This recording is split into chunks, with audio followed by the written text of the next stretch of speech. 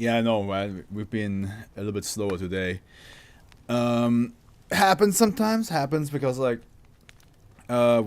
think we just had a good time with the first two SCPs, so we just had a bunch of back and forth. Also, we had Zeno and Vinvon talking with us, so I'm always like a little bit concerned. Like, what if in like 5 years, when I'm like in series 6 or 7, who knows, and I have like a bunch of viewers? I'm always concerned, like, how will I actually do that streaming wise? How will I interact with people?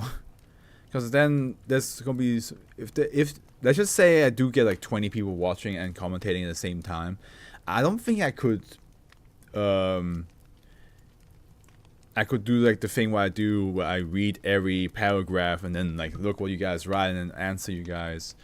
I think that would be a case of like I have to just read as much as possible, and then look what you guys write about, or you guys like have to like wait till the end of an SCP to like talk to me. I don't know.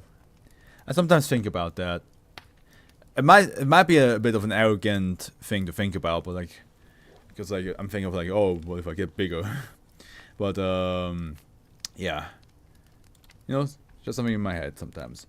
AfroFluff is our next offer. Doesn't have an office page, and the road UnSCiPpable, which is written the S, this, and then instead of a K it's a C, and then P. Those are capitalized, just so you guys can see what I'm talking about. UnSCiPpable, right here. I see what they did. I see what he did there. Okay, AfroFluff. What do we have? Containment class Euclid. Disruption class Blum. Risk class Danger Warning. The procedures document in this file include references to a type, a PAT info hazard.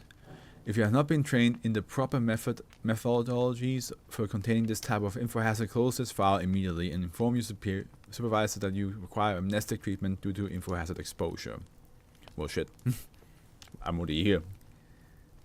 Information regarding your access to this file, including the date, time, and location, will be reported to the Records and Information Security Administration, RISA. SCP-2414 Euclid. Special Containment Procedures. SCP-2414 is to be kept inside an opaque box and stored in a standard secure storage vault in dimensional size 62. The vault is to be protected by no fewer than 2 armed guards trained in the resistance and containment of info hazards at any given time. Guards are to be told that the vault contains a dangerous but non-anomalous item and not to permit access without the express written authorization of the site director. Any attempts at removing SCP-2414 from the vault without this authorization are to be met with lethal force. Internal Foundation communication are to be monitored by standard RISA software for any mention of SCP-2414. Any personnel outside of those cleared for SCP-2414 access who mentioned it or who received communications mentioning it are to be flagged and investigated for potential info hazard exposure.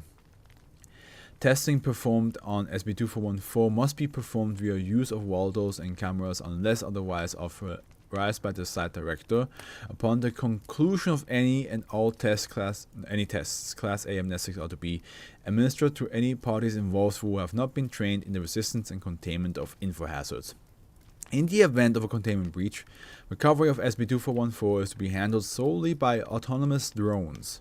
Any proposed revisions to these procedures must be approved by at least 3 Class B personnel who are unaware of the properties of SCP-2414. Reviewing personnel are to be told that SCP-2414 is a fictional SCP object and that the procedure are to be utilized for training purposes only. To reduce the likelihood of belief to the contrary, such requests for review should avoid resembling formal requests if at all possible. Containment procedures presented for review must not refer to SCP-2414 by its actual number or have this paragraph present. Placeholder identifiers such as SCP-XXXX are to be used instead. Description: SCP-2414 is a gray tetragonal trapezohedron, approximately 26 centimeters cubed in volume, crafted from an alloy of tungsten, nickel, iron, and other unidentified metals. Examination of SCP-2414 by hand will show that it has 9 faces, a geometrically impossible property for a trapezohedron of any type. Examination of SCP-2414 by any other method will show that it has 8 faces. None of SCP-2414's faces bear markings of any kind, however, markings can be applied through typical methods. Additionally, SCP-2414 functions as an info hazard that affects Foundation personnel who become aware of its existence as an object considered by the Foundation to be anomalous. Footnote: knowledge that the designation SCP-2414 is currently being utilized in and of itself insufficient to activate its info-hazardous properties. However, said knowledge in conjunction with that of any SCP-2414's properties, including the fact that the designation refers to a physical object, will do so. Affected personnel become convinced that SCP-2414 is a non-anomalous object and should not be contained by the Foundation. Such personnel will typically attempt to physically liberate SCP-2414 from Foundation custody within 12 hours of exposure if able. Personnel unable to do so will attempt to recruit assistance from those who are. Footnote: this will result in the exposure of such personnel to SCP-2414's info-hazardous properties. In the event that SCP-2414 is successfully removed from Foundation custody, all memory and knowledge of the Foundation will be eased from the individual or individuals responsible. They will also regain the ability to identify SCP-2414 as anomalous. And understand, I always think it's very interesting when an SCP has the effect of like you want to free it. It happens a couple times now, but like it's always interesting like how that I feel like that must be hard to contain, because how do you like introduce this to people? If they suddenly get the urge of like, it needs to go out.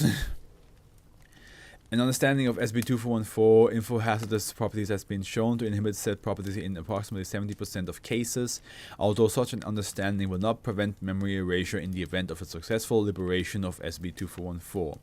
Class A amnestics have been shown to prevent the info hazardous properties of SCP-2414 from manifesting in 95% of affected individuals if applied within 8 hours of exposure.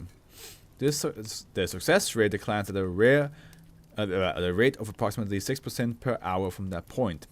After 24 hours, amnestics are unable to erase knowledge of SCP-2414 from exposed individuals. Okay, so don't spend too much time with it. History: SCP-2414 was recovered on March 11, 2000. When Foundation Mobile Task Force Theta 17 St. Patrick's Pals, St. Patrick's Pals came into contact with a Serpent's Hand field team. Due to its properties as an info hazard, all but 2 members of the MTF succumbed to SCP-2414's effect. Info hazard trained personnel were brought to the scene and were able to secure the object despite incurring 3 additional casualties. Addendum 1. Rise Communications Monitoring Excerpts 2016 Proposed Containment Revision. Site 62 Internal Communications 2015 to researcher N.S.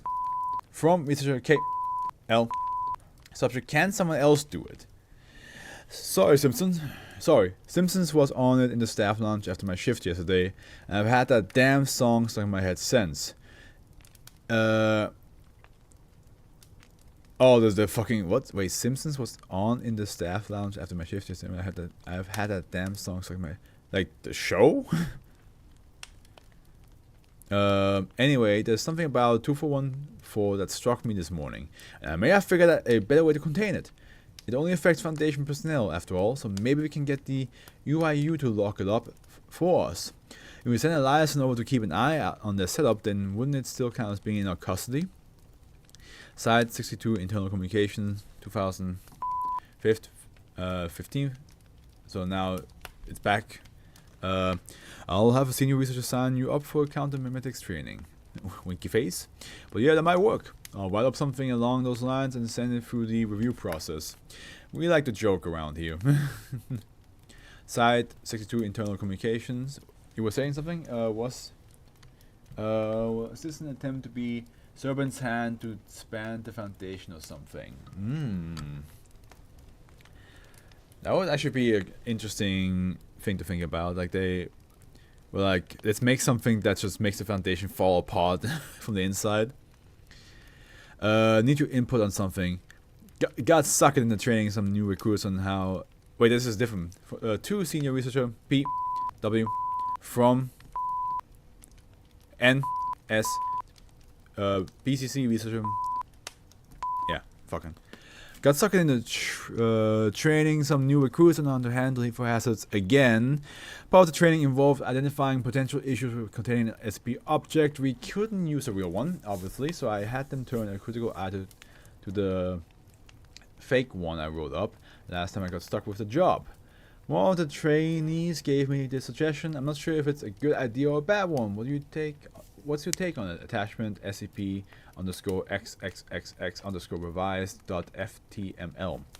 Special Containment Procedures SB-XXXX is currently being contained by the Unusual Incident Unit with instruction to disregard all requests for transfer back to Foundation-operated facilities unless said requests include the approval of at least 3 Foundation personnel of Class B or higher. A Foundation agent trained in the resistance and containment of info hazard is to liaise with the UIU for purposes of ensuring successful containment of SB-XXXX. By the way, once I heard the Serpent's Hand described as an anomalous Peter, and I think it's one of the best description of them. Is it? Yeah, you know, yeah, you're right. You know what? Because they definitely want the anomalies to just be left alone, right? So yeah, you're right. That actually does make sense. That is a good way to describe it. The only thing that I would say though is that Serpent's Hand, more often than not, act very much like a cult. Yes, they have the whole goal is to like is to be like, hey, let the anomaly be free, let it do its thing. It's not supposed to be contained. Yeah, that's true. But sometimes they just have very cult-like behavior. Especially when it comes to like, you know, like using an anomaly for their own goods. I know that the Church of the Broken God is more cult-ish than Serpent's Hand, but sometimes from the way they act, I gotta be like, very cold-like of you, Serpent's Hand. Side 62, Internal Communications, 2016. To researcher N.S. From researcher P.W. I go with bad one. What happens if the info hazard decides that even with the liaison present, it's not in Foundation custody anymore? Best case, the liaison gets mind wiped. Worst case, we lose a chunk of Side 62 leadership plus everyone involved in researching the thing. Don't get me wrong, it'd be a great idea if we knew it still counts in our custody, but in this scenario, we don't know that. Hell, if it was real Skip, I'd be concerned that your trainee had been affected. Still, points for out-of-the-box thinking at least. Results of the investigation into researcher L for info hazard contamination are pending. Yeah, because it is interesting because like it's like, oh yeah, if we give it to a different group, but they still work for us, would that be a good idea? But then you're like thinking like, you're still saying that you want to get the SCP out of the Foundation containment. So while you're not wrong to think that, you still are suggesting to get it out. An anomaly that makes the Foundation want to get it out of their containment. Brilliant. Can't contain it when you don't want it anymore. The coolest thing about them is the Wondrous Library. Like, I joined them just to go there because it sounds like a pretty cool place. Yeah.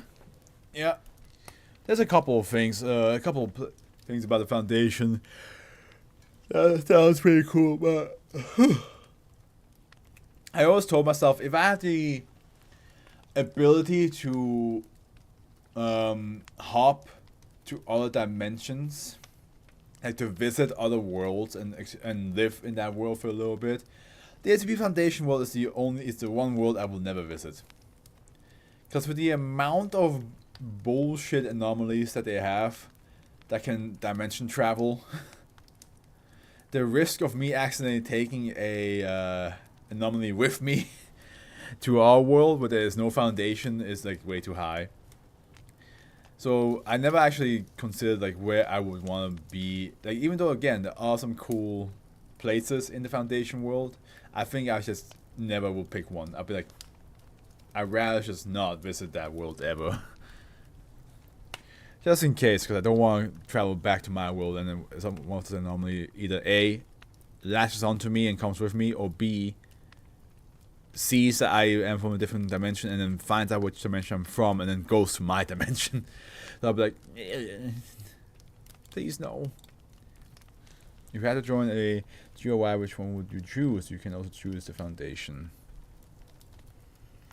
A group of interest. Which one would I choose?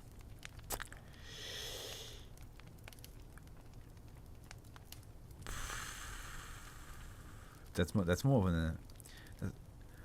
They're more of a SCP. They're not a GOY, which is a shame. Because I would have definitely joined the cat girls and the wizard.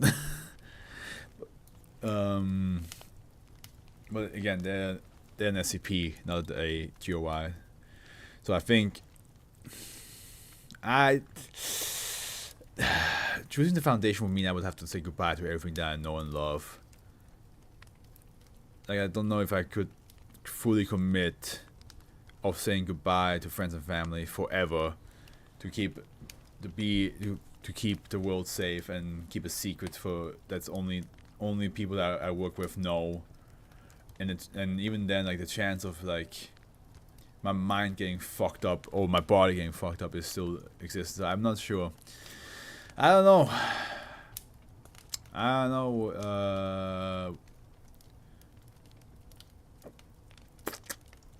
There's not really that many that I want to join, but I think out of all the ones that I will probably pick, I probably will pick the Foundation, to be honest. Even though like I don't really see the benefit of anything else of any other ones.